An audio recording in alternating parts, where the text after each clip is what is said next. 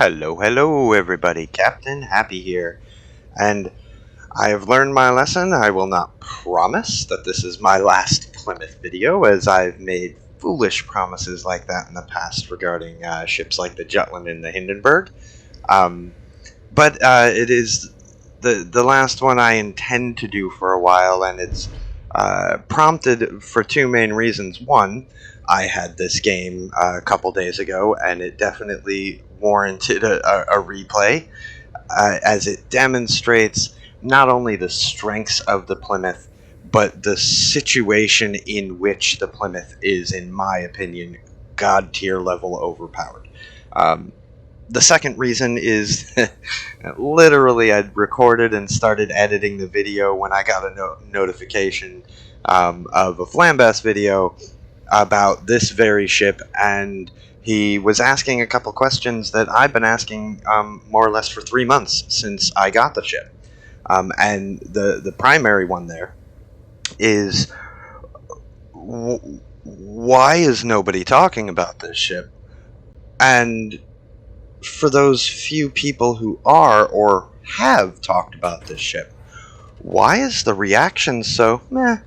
Yeah, it's alright. It's kind of like I'd rather have the minute. I went into some detail on stats and different things with the armor and the tank ability in another video, and if you're interested in that, I'd direct you there. But overall, what I don't know why there hasn't been any kind of reaction to this. In my opinion, it is very, very strong. It is overpowered, certainly overpowered in the right hands, and as I already alluded to, with matchmaking like this, first and foremost being no CV in the game, which allows you to run around the map and just surprise targets. But the other one, there is only one radar. To potential, and the second one is the minnow that you can see that just popped up, and I learned very quickly that that minnow is not a radar minnow, as he is laying smoke. But the Des Moines popped up as well, so I now know that basically all I have to worry about is staying more than 10 kilometers away, and if I get into a position where I need to smoke up, that he can't then push into a position where he can radar me in my smoke and catch me off guard. So basically those two things.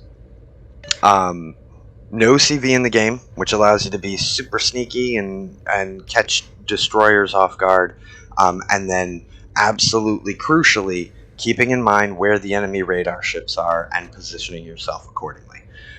Since again there's only one, I get myself into a position where I feel like there's little or no chance that the Des Moines would be able to radar me from smoke. He is about to kind of oblige that by beaching himself on the island there and more or less guaranteeing that I would be able to farm him. So once I see that happen, which right there, I smoke up and I start firing, and I express to both my division mates here that if we are able to get that Des Moines off the table early, again with this matchmaking, I can run amok. And it's funny, actually in game with my clanmates, one of the first things I said when we were loading into the battle is, "Oh wow, this is dream matchmaking for the Plymouth." It really is, and it's situations like this, and as the battle goes on, I think it'll become more and more clear why I'm of the opinion that I am regarding the Plymouth. That this, I don't know if I'd quite call it broken, but the ship is definitely, for my money, it's the strongest, at least light cruiser, if not outright the strongest tier 10 cruiser. Now obviously that comes down to play style, and I have become very comfortable playing in the ship. I've played a whole bunch of games, and like I said, I've had her for the full 3 months that she's been available, and definitely played a bunch. So really, like I said, I've gone over statistics and stuff in another video, so I'm not really going to try and do too much of that deep dive, and more just look at the scenarios of the battle here. And though I don't typically recommend taking the Plymouth into open water, again, with no CV, and once I located the radar, there's very little threat to me even being detected if I don't want to be. And what threat there is of that, which is, i.e. the enemy destroyers, this ship is a natural counter to. You have a pretty short range radar in 9 kilometers, but 9.2 detection. As soon as you're spotted by a DD, you can smoke up and hit your radar, and you're golden to farm them. So right there, we clear the Des Moines off the board, and that is my green light. That to me says, okay, now is your time to shine in this ship. Now, paying attention to the minimap, there is on the enemy team a division, a Shimakaze, Haragumo, and Smolensk division. And you could see very early game, I mean, it was like the first couple of minutes, they ended up killing one of our Hollands that had gone into the middle as they completely locked down the E6-ish area. My assumption is that they're going to be rotating smokes while one of the DD spots, and most likely the Haru and the Smolensk just farm with their incredibly fast-firing HE, which is what I would be doing in that division. But if you, again, reference the minimap, we only have a Repub and a Nevsky and kind of a Montana heading back that way, which means our cap is very vulnerable at the moment. So I make the decision and I announce to my division mates that, we've got to defend the cap. We've got to run back, which in standard battle is kind of the mentality that most people should have from the get-go. And I know how boring or unappealing it is to play a more stagnant, sit-back kind of game. But with standard battle, my experience has been the majority of the time, the team that defends better wins. And you combine all the things that I just referenced with the minimap and the fact that our opposite flank fell kind of quickly, I knew it was going to become an emergency sooner than later to get back and defend. Now right here, I do decide to fire in the open, take the risk of eating some damage, but really, can anyone in anything other than a DD avoid or resist the temptation to shoot a broadside minnow? Because I can't. So I do take a little bit of damage from the Monty there, and here comes a salvo HE from the Yoshino with their Smolensk chipping in. The Yoshino did some work, but it's something I'm not too worried about, and the fact that the Smolensk is aware of my presence and that I am heading back in their way. I pop my Hydro thinking that not only do they know I'm coming and that I'm a threat, but if you look at the map, there really isn't anything else for those destroyers to try and torpedo. So, sure enough, here comes what looks like those are Shima Torps, yes. So I get myself into a good position here, and actually this is better than what you could hope for, where they are sitting in their smoke, which means I can shoot them without a smoke screen and be completely undetected. It's all just free damage. And once they do go dark, I hit my radar, 52 second radar. At this range, it kind of doesn't matter. At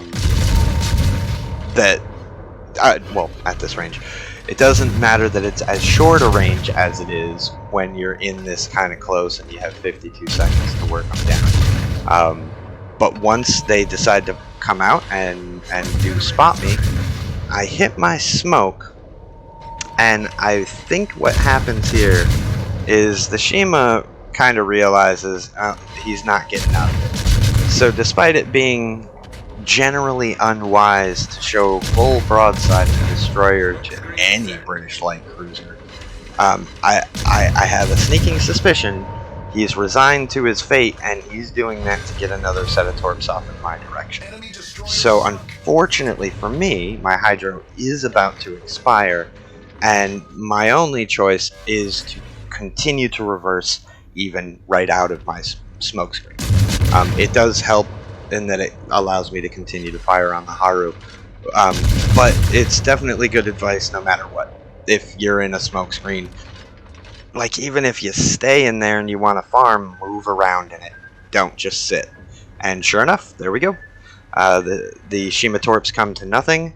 The island eats a couple of my shots, but fortunately for me, the Haru grounded here and he had to reverse a little bit, which is just enough for me to clip him. And that is a Haru-Shima Smolensk division liquidated, which feels kind of nice, and 4 kills. However, looking again at the minimap, things aren't exactly great for our team. We are being pushed very hard from that flank that folded. We do have a bit of a saving grace in the match. We still have a chance because we got 2 DDs up there contesting their cap. The other aspect of this I wanted to highlight quick, and I know I highlighted it a little late. Before the Zhao got into the cap, our cap started to flip, which lets me know that the enemy Smolen is also in our cap. Shooting at the enemy Zhao is the only thing that we can see, and we desperately need resets. That is one of a handful of cruisers in the game that once they're aware that a British light cruiser is shooting at them, their maneuverability and speed, and with some cruisers, armor, make it very difficult to do sustained, consistent damage. So boy, am I grateful for that salvo from our Thunderer. It eliminates the Zhao right off the bat, and that definitely opens things up for me to full circle and come around and get a little bit closer, although we're getting right down to it. If our Thunderer doesn't get in the cap, I think that's game. I'm going to try and reset the Montana, but again, I know it's the Smolen who is the majority of those capture points. So it's really going to take the little bit that we gain from the resets on the Monty and our Thunderer actually getting into the cap. Which, though eating some Smolen Torps, he definitely does, but I know he's not long for the world. So, as much as I would really like to be closer before I pulled this move and smoked up and started shooting, I felt like I needed to start now. I needed to start working on him because there goes our Thunderer. Now, I'm not sure if the Thunderer actually got some secondary hits on their Smolen, or if he forced the Smolen out of the cap, but we got a complete reset, which bought us some time, which is nice. And our Haru up north actually got back into their cap, so all hope is not lost. Here you'll see something I highlighted in one of my previous videos, that even battleships that are not full broadside, with these guns, again, like most British light cruisers, aim superstructure, and you can reasonably expect to do about 5k on average per salvo, which is excellent. The other thing you'll notice there, when I slung my torps towards the Monty, not only had he begun his turn, but I have this policy of basically almost never throwing torps at the indicator. Really, you almost want to throw them everywhere except the indicator, and in that case, the far right torp I threw way behind in anticipation of exactly the move that I see him having pulled here. At this point, you'll get to see a bunch of damage. Me and my division mate in the Des Moines are working on him, but I'm not necessarily hopeful for a win. I was just hoping for a kraken, and oh man, he slid right away from those torps. But that's okay. We still have the guns going, and I still have another 10 seconds on my smoke, which is enough to kill him and get the kraken. And perfect timing, because the other Thunderer had left the cap. My Des Moines radars, which very crucially lets me know exactly where the the Smolensk is, and I can move in and now really even comfortably get in the cap. What I want to do is obviously kill the Smolensk, but at the very least, I want to try and buy our Haru in the north time, and oh, that's not good. So our Haru is being chased down by Venezia. Um, Credit where credit's due to the enemy Venezia. Kind of like my decision to come back and defend my cap. He made a similar decision, and it may determine the outcome of this game. So I'm trying to kind of keep an eyeball on what happens there. Meanwhile, let's push the Smolensk and try to get him off the board. That would be a big advantage to us. So here we are. Smolensk can spot me, but I know he's in my radar range. So I sit and I smoke up. I still have 45 seconds on my radar, but either he's going to sit there and I'll smoke up and go undetected, or as you see, I force him completely out of the cap. Either way was acceptable to me, and forcing him out works out just fine. Unfortunately, he drops off, and now the only target I have available is the Thunder, and there goes our Haru. Well, that just made the outcome of this game, as far as it being a win, incredibly difficult. But notice the indicator over our cap flag turned from a square to a diamond, so I know that the Smolensk came back into the cap, which means he's in my radar range. I also see his shells coming, so I hit my radar, and he pops up, and he has no chance. I'm able to use the Great British Acceleration to get out of the way of his torps just in time. But unfortunately, at that moment, and then there was one. So as unlikely as it is that I would be able to somehow sneak out a win, I know without question what I need to do. I have to kill this Thunderer, and I have to survive.